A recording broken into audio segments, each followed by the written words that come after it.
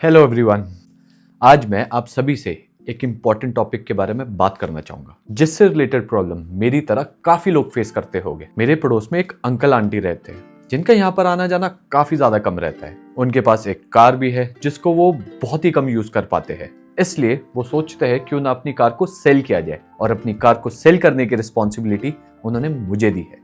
जब मैंने पहली बार कार बेचने का सोचा तो मेरे दिमाग में सिर्फ एक ही चीज थी, कौन मुझे सबसे ज्यादा प्राइस देगा। मैं ऑनेस्टली यही सोचता था कि कार बेचना मतलब गाड़ी दिखाओ, प्राइस फिक्स करो, पैसे लो, काम खत्म। उस टाइम पर मैंने कभी सेफ्टी, आरसी ट्रांसफर या फिर सेल्स प्रोटेक्शन के बारे में कभी नहीं सोचा था। लेकिन थोड़े टाइम बाद जब मुझे पता चला जब तक आरसी ट्रांसफर कंप्लीट नहीं होता कार के लीगल डॉक्यूमेंट्स पर ओनर का ही नाम रहेगा। मतलब अगर उस कार से कोई भी चालान होता है, कोई भी ट्रैफिक वायलेशन होता है या कोई भी इलीगल एक्टिविटी होती है तो सबसे पहला नाम जो रिकॉर्ड पर चढ़ेगा वो ओनर का चढ़ेगा। तब जाकर मुझे रियलाइज हुआ कि सिर्फ अच्छा प्राइस लेना ही इनफ नहीं है, मुझे ये भी देखना है कि आरसी ट्रांसफर प्रॉपर्ली होगा या नहीं, मेरी लीगल और फाइनेंशियल रिस्पॉन्सिबिलिटी का क्या होगा, मेरे पास कोई सेलर प्रोटेक्शन है भी या नहीं। पहले मेरा पैरामीटर बहुत ही सिंपल था कि कौन मुझे सबसे ज्यादा प्राइस देगा, लेकिन अब मेरे पैरामीटर्स में ज्यादा प्राइस होने के साथ साथ कौन मुझे सेफ प्रोसेस देगा, कौन आरसी ट्रांसफर सेफली हैंडल करेगा और साथ में मुझे सेलर्स प्रोटेक्शन भी देगा। इन सब पैरामीटर्स को अपने दिमाग में याद रखते हुए मैं निकल गया अंकल की गाड़ी को सेल करने के लिए। सबसे पहले जिसके पास मैं गया वो एक लोकल डीलर था। कितने पैसे मांग रहे हो? उनके पास जब मैं अंकल की गाड़ी लेकर गया तो उन्होंने साफ साफ बोला, गाड़ी यहाँ छोड़ दो, हम बेच देंगे, इतना कैश मिल जाएगा, आरसी ट्रांसफर हो जाएगी, आपको टेंशन लेने की कोई जरूरत नहीं। लेकिन जब मैंने डिटेल में पूछा कि आरसी ट्रांसफर कब तक होगा, कोई रिटर्न प्रूफ मिलेगा, बेचने के बाद कोई चालान आएगा, कोई ट्रैफिक वायलेशन होगा इस गाड़ी द्वारा तो उसकी रिस्पॉन्सिबिलिटी कौन लेगा, तो मुझे कोई ढंग का आंसर नहीं मिला। मुझे सारे वेग आंसर्स मिले, सब कुछ सिर्फ बोलने पे था, कोई रिटर्न या फिर कोई सेलर प्रोटेक्शन नहीं था। इसलिए मैंने डिसाइड कर लिया कि लोकल डीलर के पास अपनी गाड़ी नहीं बेचूंगा।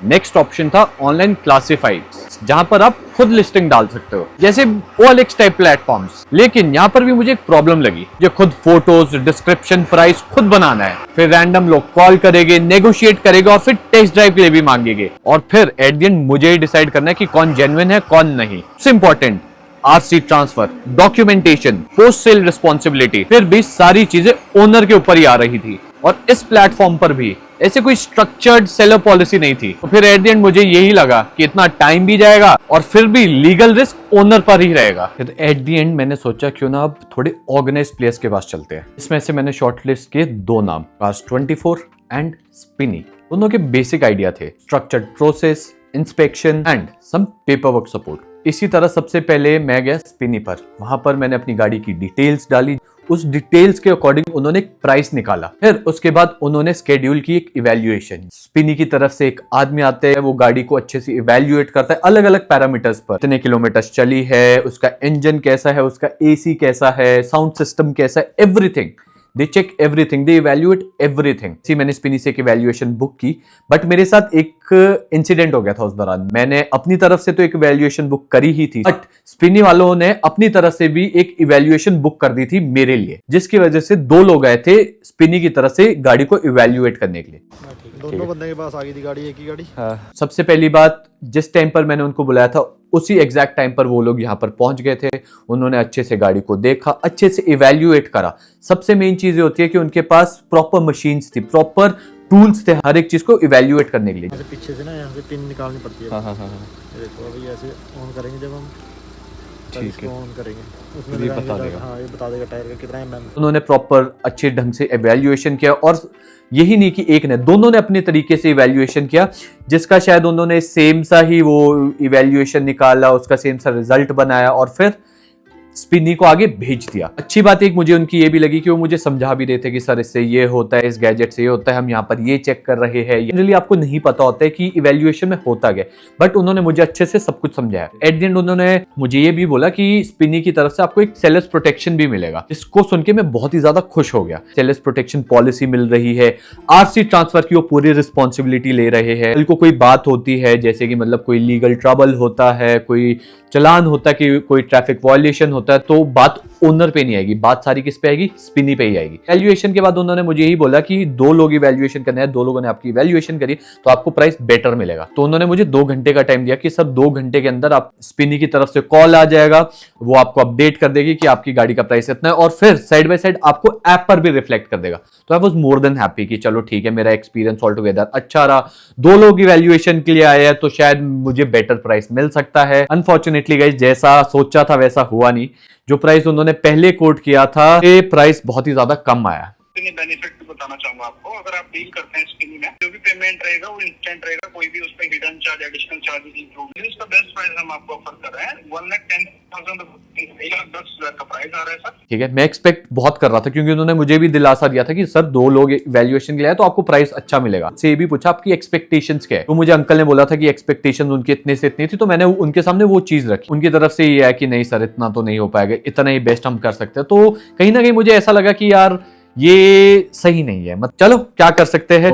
But all together experience was good. कोई वैल्यूएशन करने आए थे वो भी अच्छे थे, उन्होंने अच्छे से समझाया। बट हाँ, जो प्राइस निकल के एंड में आया वो उससे I was not satisfied, not even me guys. मैंने यही प्राइस आगे अंकल को भी कोट किया तो अंकल ने भी ये बोला नहीं ये नहीं चलेगा, ये तो बहुत ही कम है। क्योंकि सबसे मेन बात ये है कि जो ये गाड़ी है गाइस, ये उसकी रनिंग बहुत कम हुई है। साल बहुत ज्यादा हो गए हैं बट जो रनिंग है वो बहुत ही कम है। क्योंकि जैसे मैंने आपको बताया वो लोग आते बहुत कम है यहाँ पर, तो गाड़ी का यूज भी बहुत कम होता है। फिर बारी आती है कास्ट 24 की। तो कास्ट 24 में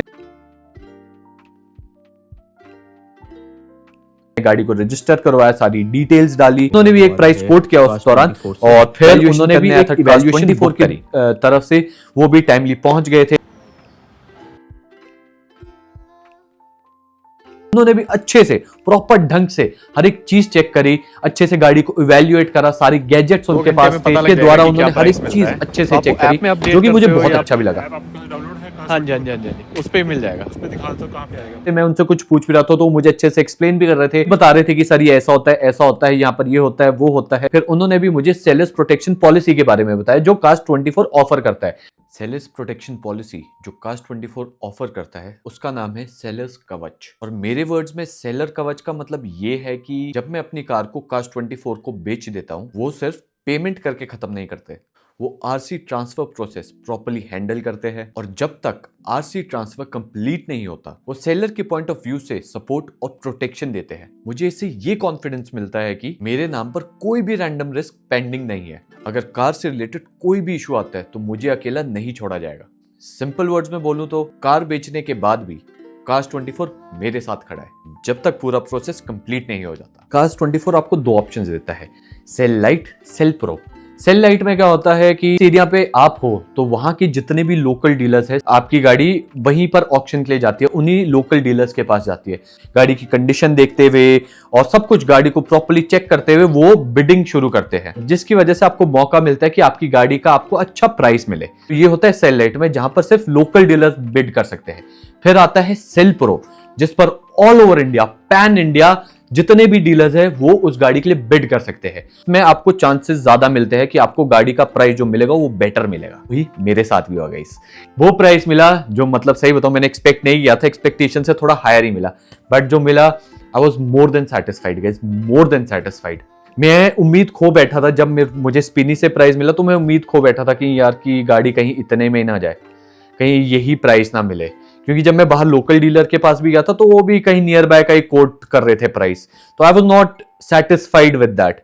मैं चाह रहा था कि कुछ बेटर मुझे मिल सकता है तो मैं ढूंढूंगा, और ढूंढते ढूंढते मैं पहुंचा कास्ट 24 और एट द एंड कास्ट 24 ने वो पूरा कर दिखाया जो मैं चाह रहा था। अब मैं आपको बताता हूँ इसकी इतनी सारी ऑप्शंस एक्सप्लोर करने के बाद भी व्हाई आई चोज कास्ट 24। अब आपको पता है मैंने इतनी सारी ऑप्शंस एक्सप्लोर करी है और इन्हीं सभी ऑप्शंस के बीच जब मैं कंपेयर कर रहा था मुझे कास्ट 24 स्टैंड आउट करता हुआ दिखा। सबसे पहली बात, प्राइस बहुत अच्छा दिया उन्होंने। सेकंड, प्रोसेस बहुत ही ज्यादा स्मूथ था। सबसे इंपॉर्टेंट बात, सेलर्स प्रोटेक्शन पॉलिसी क्लियर थी। मुझे मतलब ये फीलिंग मिली कि मैंने एक ऐसा प्लेटफॉर्म चूज किया जो सिर्फ मेरी कार नहीं, मेरी टेंशन भी खरीद रहा है।